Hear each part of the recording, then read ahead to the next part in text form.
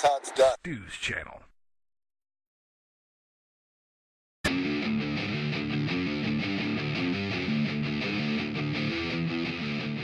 be using one of these to fasten on both sides of this. So this end on this side is going to get snipped off.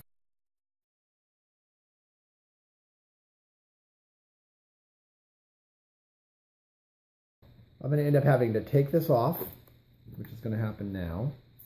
So this servo's centered. Let's take it off. I'll end up zeroing this servo out again, because this has got to go in like this. You're wondering, well, what are you looking at? What on God's green earth are you looking at, Stu? I'll show you. There is a notch. Do you see that notch right there? This piece is going to notch into it. This piece right here is going to come up here, and there's a notch on either side. Which the light's not so great for that. And it notches in here. So what's going to take place is I'm going to put the servo in, determine which side is going to attach to the push rod at a 90. And believe it or not, I just did it.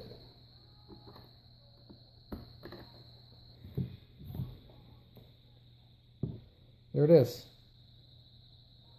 At a 90. And then, of course, put a screw in there. Nice and snug. Okay, at this point, I can go ahead and mount the screw that keeps this down.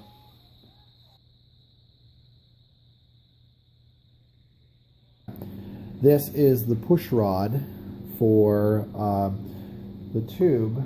There's a tube that's been pre-installed inside of this. This indeed is an ARF. This is about as simple. I mean, it's pretty simple. It's not your typical foam ARF. This is a fiberglass plane, so there's going to be a little more work involved. This push rod's been taped into the box. I don't know how long it's been there, but if you feel your push rod and it feels like there's anything on there, which on this one it feels like there's a little bit of tape residue. I'm using some, this is 1200 grit.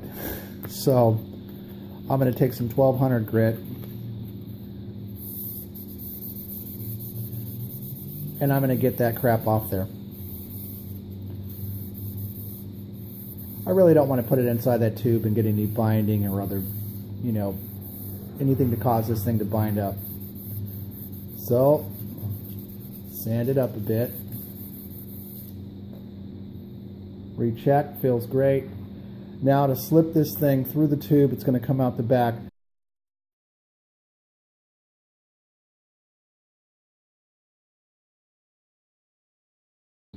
The next thing I'm going to have to do is, of course, address the tail. So at this point, I looked inside the bag and I found control horn.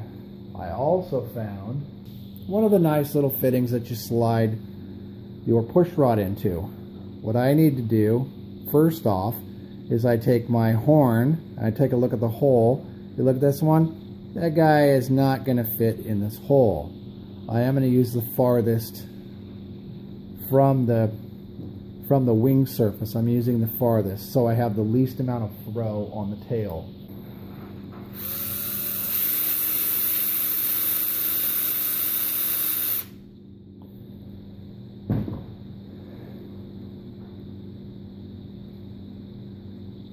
Okay, that slides in. It slides in nice. So that's that there. Make sure I don't have any parts that are missing. A little washer. A little teeny tiny nut, believe it or not, goes on here.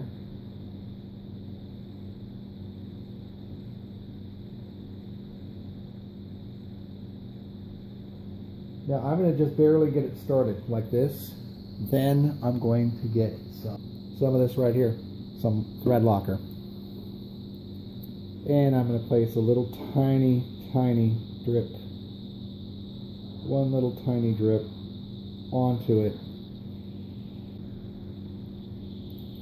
Does it have to be super tight? No, it doesn't have to be super tight. It just has to be enough that this thing does its job. This moves, nut doesn't move around. Got it? Okay, great. And so what I'm going to do is I'm going to cut off a portion of this. It's this long. Obviously, we're not using this whole thing. I'm going to cut it off about right here. That way I can get a measurement on the other side once I drill a hole. But this gives me enough to work with right here for positioning purposes. You're looking at this like, Stu, you installed it. What's the deal, man? Come on, Stu. I'm dealing with horns that look like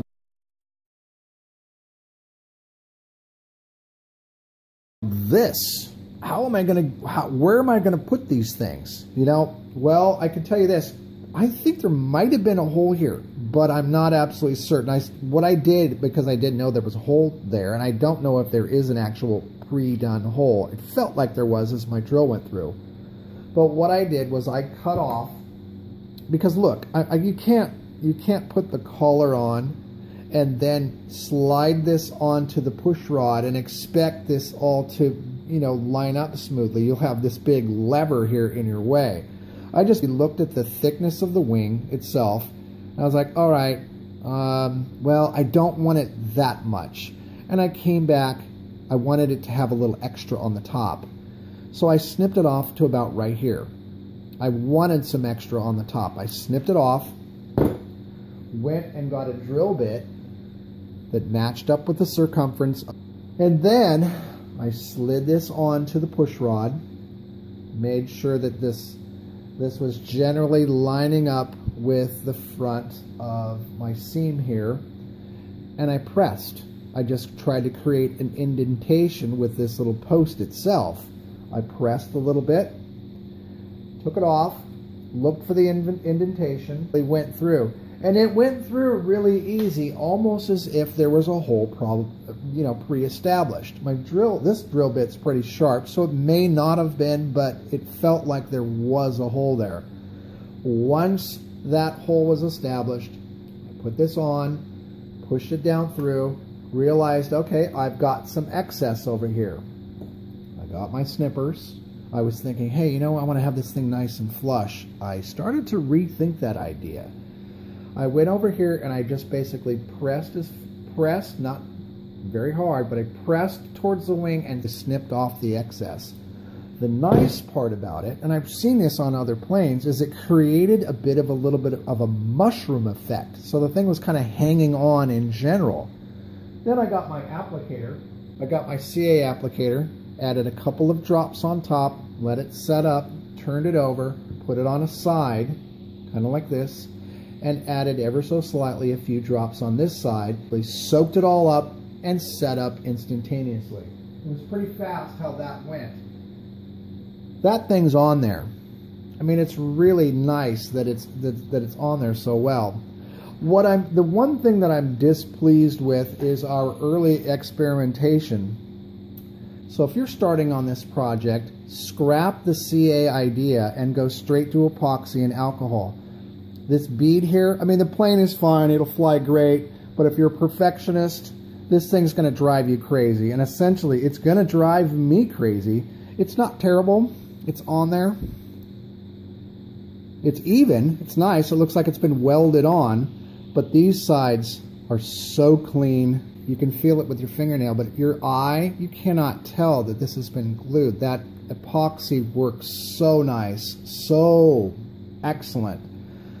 Don't go the CA route. Just use your epoxy, use the paper towel and alcohol trick, and you'll get a nice looking finish like that. So live and learn.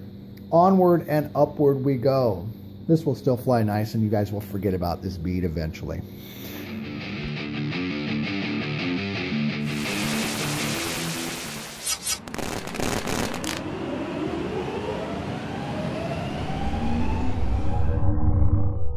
Stews channel.